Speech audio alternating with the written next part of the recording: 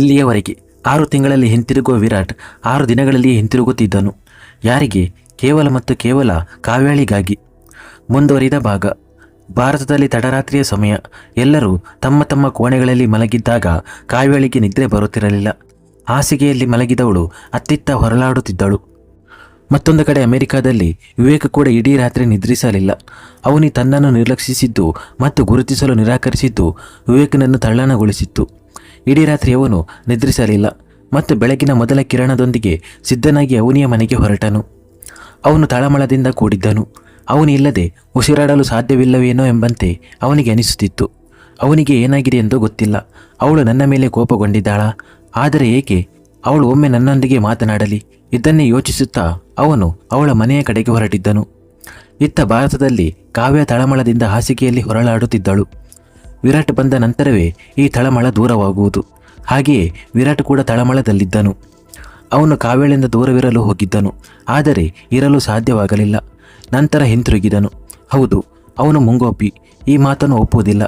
ಈ ಸಮಯದಲ್ಲಿ ಅವನು ವಿಮಾನ ನಿಲ್ದಾಣದಿಂದ ಮನೆಗೆ ಹೋಗುತ್ತಿದ್ದನು. ಅವನ ಮನಸ್ಸಿನಲ್ಲಿ ನೂರಾರು ಆಲೋಚನೆಗಳು ಓಡುತ್ತಿದ್ದವು. ಅರೆ, ನಾನು ನನ್ನ ಮನೆಯಿಂದ ದೂರವಿರಬೇಕೇ?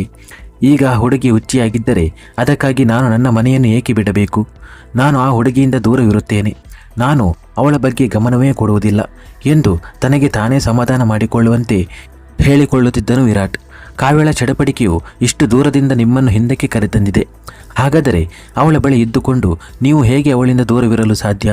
ಮರುಕ್ಷಣವೇ ಅವನ ಕಾರು ಮನೆಯ ಮುಂದೆ ನಿಲ್ಲುತ್ತದೆ. ಅವನ ಹೃದಯ ವೇಗವಾಗಿ ಬಡಿದುಕೊಳ್ಳುತ್ತದೆ.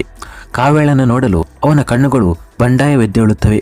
ವಿರಾಟ್ಗೆ ತನ್ನ ಮೇಲೆ ನಿಯಂತ್ರಣವಿರಲಿಲ್ಲ. ಅವನ ಹೃದಯ ಅವನಿಂದ ಏನು ಮಾಡಿಸುತ್ತಿತ್ತೋ ಅದನ್ನೇ ಅವನು ಮಾಡುತ್ತಿದ್ದನು. ಎಲ್ಲೋ ಒಂದು ಕಡೆ ಕಾವ್ಯಳನ್ನು ನೋಡುವ, ಅವಳೊಂದಿಗೆ ಮಾತನಾಡುವ ಹಂಬಲವು ವಿರಾಟ್ಗೂ ಇತ್ತು. ದಡಬಡಿಸುವ ಹೃದಯದೊಂದಿಗೆ ಅವನು ತನ್ನ ಕೋಣೆಯ ಕಡೆಗೆ ಹೆಜ್ಜೆ ಹಾಕುತ್ತಾನೆ. ಕಾವ್ಯ ಇದ್ದಕ್ಕಿದ್ದಂತೆ ಎದ್ದು ಕುಳಿತು, ಉಫ್, ಈ ಮುಂಗೋಪಿ ನನ್ನನ್ನು ತೊಂದರೆಗೆ ಗುರಿ ಮಾಡಿದ್ದಾನೆ. ಹಗಲಿನಲ್ಲಿ ನೆಮ್ಮದಿಯಿಂದ ಇರಲು ಬಿಡುವುದಿಲ್ಲ ಮತ್ತು ರಾತ್ರಿಯಲ್ಲೂ ಇಲ್ಲ ಅಂದುಕೊಳ್ಳುತ್ತಾಳೆ. ಕಾವ್ಯ ಕಪ್ಪು ಬಣ್ಣದ ನೈಟ್ ಸೂಟ್ ಧರಿಸಿದ್ದಳು. ಅವಳ ಕೂದಲು ಹರಡಿಕೊಂಡಿತ್ತು. ಅರ್ಧದಷ್ಟು ಅವಳ ಭುಜಗಳ ಮೇಲೆ ಮತ್ತು ಅರ್ಧದಷ್ಟು ಬೆನ್ನಿನ ಮೇಲೆ ಸೊಂಟದವರೆಗೆ ಹರಡಿಕೊಂಡಿತ್ತು.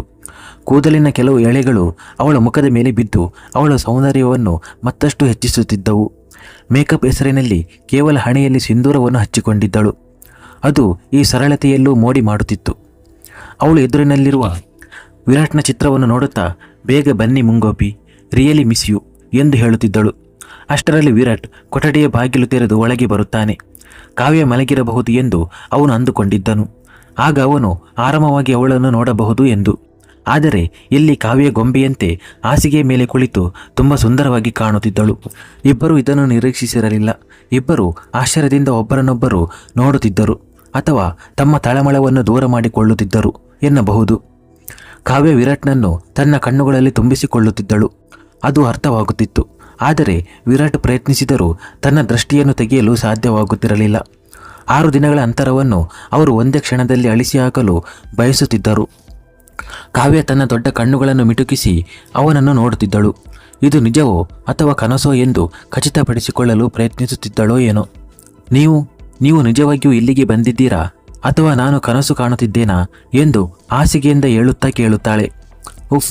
ಕಾವ್ಯಳ ಮುಗ್ಧ ಪ್ರಶ್ನೆಗೆ ವಿರಾಟ್ ತಲ್ಲಣಗೊಂಡನು. ಅವಳ ಮುಗ್ಧತೆಯಲ್ಲಿ ಅವನು ಕಳೆದು ಹೋದನು. ಕಾವ್ಯಳಿಂದ ದೂರವಿರಬೇಕು, ಅವಳನ್ನು ಹತ್ತಿರಕ್ಕೆ ಬಿಡಬಾರದು, ಅವಳ ಕಡೆಗೆ ಗಮನ ಕೊಡಬಾರದು ಎಂದು ಅವನು ಎಷ್ಟು ಯೋಚಿಸಿಕೊಂಡು ಬಂದಿದ್ದನು. ಆದರೆ ಸತ್ಯವೆಂದರೆ ಅವನ ಗಮನವೆಲ್ಲ ಕೇವಲ ಕಾವ್ಯಳ ಮೇಲೆ ಇತ್ತು. ತನ್ನ ಕಣ್ಣುಗಳನ್ನು ಸಹ ತೆಗೆಯಲು ಸಾಧ್ಯವಾಗುತ್ತಿರಲಿಲ್ಲ. ಕಾವ್ಯ ಅವನ ಹತ್ತಿರ ಹೋಗುತ್ತಾ, ಇಲ್ಲ, ಇದು ಕನಸಾಗಿರಲು ಸಾಧ್ಯವಿಲ್ಲ ಎಂದು ಅಂದುಕೊಳ್ಳುತ್ತಾಳೆ. ನಾನು ಒಮ್ಮೆ ನಿಮ್ಮನ್ನು ಮುಟ್ಟಿ ನೋಡಬಹುದಾ ಎಂದು ಹೇಳುತ್ತಾ ಅವಳು ಅವನ ಮುಖವನ್ನು ತನ್ನ ಕೈಗಳಲ್ಲಿ ಮುಚ್ಚಿಕೊಳ್ಳಲು ಮುಂದಾಗುತ್ತಾಳೆ. ಆದರೆ ಅದಕ್ಕೂ ಮೊದಲು ವಿರಾಟ್ ಅವಳಿಂದ 2 ಹೆಜ್ಜೆ ದೂರ ಸರಿದು ಅವಳ ಪಕ್ಕದಿಂದ ಹಾದು ಹೋಗಿ ಸ್ಟಡಿ ರೂಮ್ಗೆ ಹೋಗಿ ಬಾಗಿಲನ್ನು ಜೋರಾಗಿ ಮುಚ್ಚುತ್ತಾನೆ. ಬಾಗಿಲು ಮುಚ್ಚಿದ ಶಬ್ದದಿಂದ ಕಾವ್ಯ ಎಚ್ಚರಗೊಳ್ಳುತ್ತಾಳೆ. ಅವಳು ಮುಚ್ಚಿದ ಬಾಗಿಲಿನ ಕಡೆ ನೋಡುತ್ತಾ, ನಾನು ಈ ಮುಂಗೋಪಿಯನ್ನು ಪ್ರೀತಿಸುತ್ತಿದ್ದೇನೆ ಎಂಬುದನ್ನು ಮರೆತೇ ಬಿಟ್ಟಿದ್ದೆ. ಇವನು ನನ್ನಿಂದ ದೂರ ಸರಿಯುತ್ತಾನೆ. ಆದರೆ ಮರುಕ್ಷಣವೇ ಅವಳು ಸಂತೋಷದಿಂದ, ಆದರೆ ಈ ಮುಂಗೋಪಿ ವಾಪಸ್ಸು ಬಂದಿದ್ದಾನೆ, ಕನಿಷ್ಠ ನನ್ನ ಕಣ್ಣುಗಳ ಮುಂದೆಯಾದರೂ ಇರುತ್ತಾನೆ.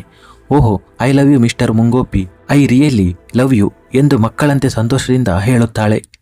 ಸ್ಟಡಿ ರೂಮ್ನಲ್ಲಿ ವಿರಾಟ್ ಜೋರಾಗಿ ಬಾಗಿಲು ಮುಚ್ಚಿ ತನ್ನ ಬ್ಯಾಗನ್ನು ಒಂದು ಕಡೆ ಇಡುತ್ತಾನೆ. ತನ್ನ ಶರ್ಟ್ ತೆಗೆದು ಸೋಫಾದ ಮೇಲೆ ಎಸೆಯುತ್ತಾ, ನಾನು ಏನು ಮಾಡುತ್ತಿದ್ದೆ? ಆ ಹುಡುಗಿಯನ್ನು ಹೇಗೆ ನೋಡುತ್ತಿದ್ದೆ? ನಾನು ಅವಳಿಂದ ದೂರವಿರಲು ನಿರ್ಧರಿಸಿದ್ದೆ. ಓಹೋ, ಈ ಹುಡುಗಿ ನನ್ನ ಎದುರು ಬಂದ ತಕ್ಷಣ ನನಗೇನಾಗುತ್ತದೆ ಎಂದು ಸಿಟ್ಟಿನಿಂದ ಹೇಳುತ್ತಾನೆ. ಮರುಕ್ಷಣವೇ ಅವನು ಸಿಗರೆಟ್ ಹಚ್ಚಿ ತನ್ನ ತೊಟಿಗಳ ಮೇಲೆ ಇಟ್ಟುಕೊಳ್ಳುತ್ತಾನೆ. ಸಿಗರೆಟ್ ಹೊತ್ತಿಸುತ್ತಾ ಅವನು ಸೋಫಾದ ಮೇಲೆ ಕುಳಿತುಕೊಳ್ಳುತ್ತಾನೆ. ಕಾವ್ಯಳ ಮಾತುಗಳು ಅವನ ಕಿವಿಯಲ್ಲಿ ಪ್ರತಿಧ್ವನಿಸುತ್ತಿದ್ದವು. ನೀವು ನಿಜವಾಗಿಯೂ ಇಲ್ಲಿದ್ದೀರಾ ಅಥವಾ ನಾನು ಕನಸು ಕಾಣುತ್ತಿದ್ದೇನಾ? ನಾನು ಒಮ್ಮೆ ನಿಮ್ಮನ್ನು ಮುಟ್ಟಿ ನೋಡಬಹುದಾ ಎಂದು. ಓಹೋ, ಕಾವ್ಯ ಎಷ್ಟು ಪ್ರೀತಿಯಿಂದ ಹೇಳಿದಳು ಎಂದರೆ ವಿರಾಟ್ ಇನ್ನೂ ಆ ಭಾವನೆಯಲ್ಲಿ ಮುಳುಗಿದ್ದನು. ಸಿಗರೆಟ್ ಹಾರಿಸಿ ಅವನು ಸೋಫಾದ ಮೇಲೆ ಮಲಗುತ್ತಾನೆ. ಈ ಸಮಯದಲ್ಲಿ ಅವನ ಶರ್ಟ್ ಇರಲಿಲ್ಲ, ಆದರೆ ಹೆಚ್ಚಿದ ಹೃದಯ ಬಡಿತ ಶಾಂತವಾಗುತ್ತಿರಲಿಲ್ಲ. ಕಾವ್ಯ ಹತ್ತಿರ ಬರುವುದು, ಅವನನ್ನು ಮುಟ್ಟಲು ಕೈ ಚಾಚುವುದು ಈ ಕ್ಷಣ ವಿರಾಟ್ನೊಳಗೆ ಆಳವಾಗಿ ಸೇರಿಕೊಂಡಿತ್ತು. ಹೊರಗೆ ಕಾವ್ಯಳ ಸ್ಥಿತಿಯು ಇದೇ ಆಗಿತ್ತು. ಇಷ್ಟು ದಿನಗಳ ನಂತರ ಅವನು ವಾಪಸ್ಸು ಬಂದಿದ್ದನು. ಕಾವ್ಯ ಇನ್ನೂ ಸರಿಯಾಗಿ ಅವನನ್ನು ನೋಡಲೂ ಇಲ್ಲ.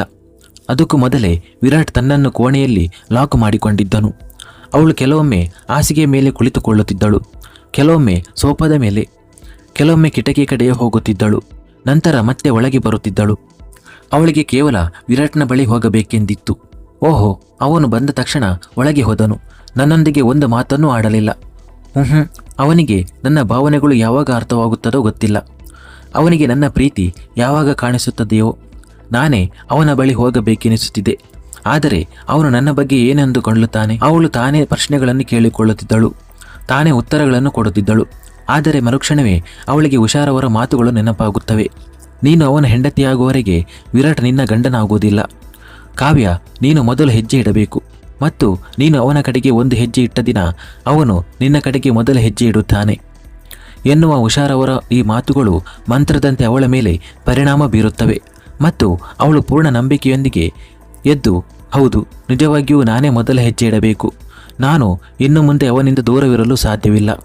ಪ್ರೀತಿ ಮತ್ತು ಪ್ರೇಮದ ಬಗ್ಗೆ ಅವನಿಗೆ ಇರುವ ದ್ವೇಷವನ್ನು ನಾನೇ ದೂರ ಮಾಡಬೇಕು ಮತ್ತು ನಾನು ಅದನ್ನು ಮಾಡಿಯೇ ತೀರುತ್ತೇನೆ ಎಂದು ಹೇಳುತ್ತಾ ಅವಳು ತನ್ನ ಹೆಜ್ಜೆಗಳನ್ನು ಸ್ಟಡಿ ರೂಮ್ ಕಡೆಗೆ ಇಡುತ್ತಾಳೆ. ವಿರಾಟ್ಗೂ ನಿದ್ರೆ ಎಲ್ಲಿ ಬರುತ್ತಿತ್ತು. ಮರುಕ್ಷಣವೇ ಕಾವ್ಯ ನಿಧಾನವಾಗಿ ಬಾಗಿಲು ತೆರೆಯುತ್ತಾಳೆ. ಅದು ವಿರಾಟ್ಗೆ ತಿಳಿಯುತ್ತದೆ. ಅವನ ಹೃದಯ ಬಡಿತ ಮೊದಲೇ ಜೋರಾಗಿತ್ತು. ಕಾವ್ಯ ಹೀಗೆ ಬರುವುದರಿಂದ ಅದು ಇನ್ನಷ್ಟು ವೇಗವನ್ನು ಪಡೆದುಕೊಳ್ಳುತ್ತದೆ. ಕಾವ್ಯ ಒಂದು ಹೆಜ್ಜೆ ಒಳಗೆ ಇಡುತ್ತಾಳೆ ಮತ್ತು ನಂತರ ತನ್ನ ಹೆಜ್ಜೆಗಳನ್ನು ವಿರಾಟ್ ಕಡೆಗೆ ಇಡುತ್ತಾಳೆ. ಓ ಗಾಡ್, ಇವಳು ನನ್ನ ಕಡೆಗೆ ಏಕೆ ಬರುತ್ತಿದ್ದಾಳೆ ಎಂದು ಯೋಚಿಸುತ್ತಾ ಅವನು ತನ್ನ ಕೈಯನ್ನು ಬಿಗಿಯಾಗಿ ಮುಷ್ಟಿ ಮಾಡುತ್ತಾನೆ ಮತ್ತು ಕಣ್ಣುಗಳನ್ನು ಬಿಗಿಯಾಗಿ ಮುಚ್ಚಿಕೊಳ್ಳುತ್ತಾನೆ. ಇದರಿಂದ ಅವನು ಮಲಗಿದ್ದಾನೆಂದು ಕಾವ್ಯಳಿಗೆ ಅನಿಸಬೇಕೆಂದು. ಒಂದೊಂದೇ ಹೆಜ್ಜೆ ಇಡುತ್ತಾ ಕಾವ್ಯ ಅವನ ಹತ್ತಿರಕ್ಕೆ ಬರುತ್ತಾಳೆ ಮತ್ತು ಮೊದಲು ಮನಸಾರೆ ವಿರಾಟ್ನನ್ನು ನೋಡುತ್ತಾಳೆ.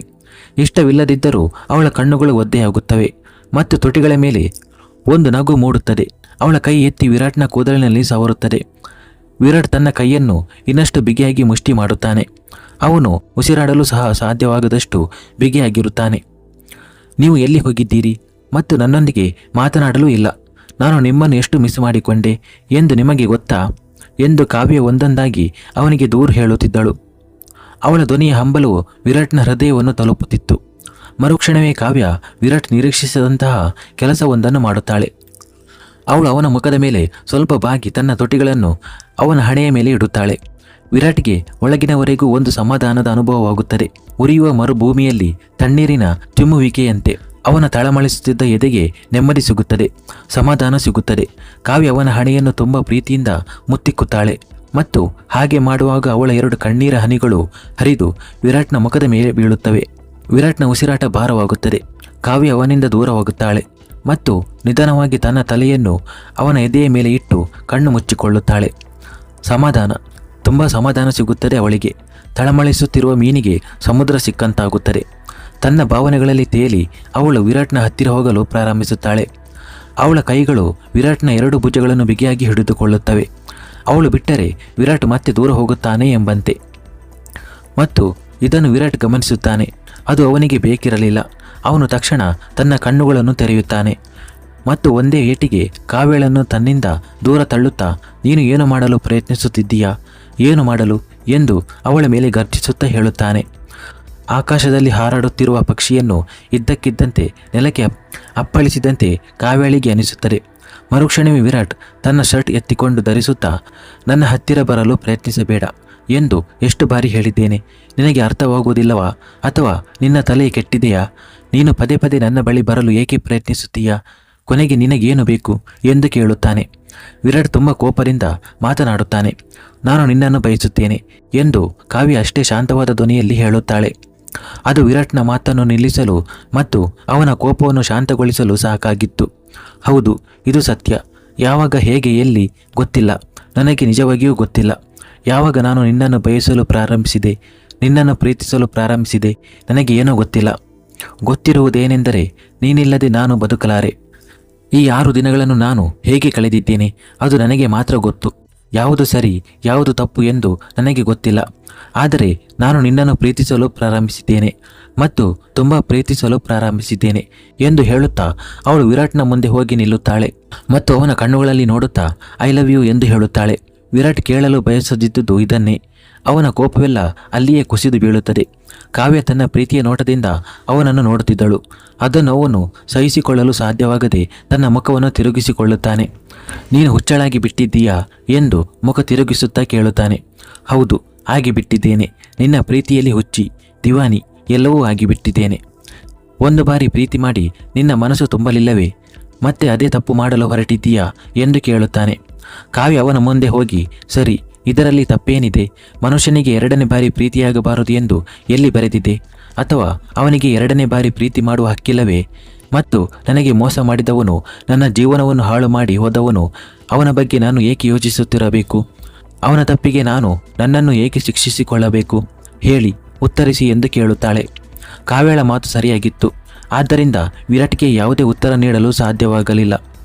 ಅವನು ಕಿರಿಕಿರಿಗೊಂಡು ಕಿಟಕಿಯ ಬಳಿ ಹೋಗುತ್ತಾನೆ. ಹೋಗುವಾಗ ಅವನ ಕೈ ಮೇಜಿನ ಮೇಲಿದ್ದ ನೀರಿನ ಗ್ಲಾಸಿಗೆ ತಾಗುತ್ತದೆ. ಅದರಿಂದ ಆ ಗಾಜಿನ ಗ್ಲಾಸ್ ಒಡೆದು ಪುಡಿಪುಡಿಯಾಗುತ್ತದೆ. ನನ್ನ ಬಳಿ ನಿನಗೆ ಕೊಡಲು ಏನೂ ಇಲ್ಲ. ನಿನ್ನೊಂದಿಗೆ ಯಾವುದೇ ಸಂಬಂಧವನ್ನು ಇಟ್ಟುಕೊಳ್ಳಲು ನಾನು ಬಯಸುವುದಿಲ್ಲ. ಈ ಪ್ರೀತಿ ಎಂಬ ಪದದ ಬಗ್ಗೆ ನನಗೆ ದ್ವೇಷವಿದೆ. ಕೇಳಿಸಿಕೊಂಡೆಯಾ? ದ್ವೇಷ. ಇನ್ನೂ ಸಮಯವಿದೆ. ಈ ದಾರಿಯಲ್ಲಿ ಹೋಗಬೇಡ. ವಾಪಸ್ಸು ಹೋಗು. ನಿನಗೆ ಏನೂ ಸಿಗುವುದಿಲ್ಲ. ನಾನು ಕಲ್ಲು ಎಂದಿಗೂ ಕರಗುವುದಿಲ್ಲ. ಅವನು ಅವಳ ಕಡೆಗೆ ನೋಡುತ್ತಾ ಹೇಳುತ್ತಾನೆ.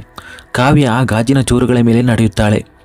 ಇದನ್ನು ನೋಡಿ ವಿರಾಟ್ ಆಶ್ಚರ್ಯಚಕಿತನಾಗುತ್ತಾನೆ. ಕಾವ್ಯ ಒಂದೊಂದೇ ಹೆಜ್ಜೆ ಅವನ ಕಡೆಗೆ ಇಡುತ್ತಾ, ಹೌದು, ಕಲ್ಲುಗಳು ಎಂದಿಗೂ ಕರಗುವುದಿಲ್ಲ ಎಂದು ನನಗೆ ಗೊತ್ತು. ಆದರೆ ಕಲ್ಲುಗಳಿಗೆ ಇನ್ನೊಂದು ವಿಶೇಷತೆ ಇದೆ ವಿರಾಟ್. ಅವು ಎಂದಿಗೂ ಬದಲಾಗುವುದಿಲ್ಲ ಮತ್ತು ನನಗೆ ಈ ಕಲ್ಲು ತುಂಬ ಇಷ್ಟ ಎಂದು ಹೇಳುತ್ತಾ ಅವನ ಎದೆಗೆ ಅಪ್ಪಿಕೊಳ್ಳುತ್ತಾಳೆ. ಮುಂದುವರಿಯಿತು.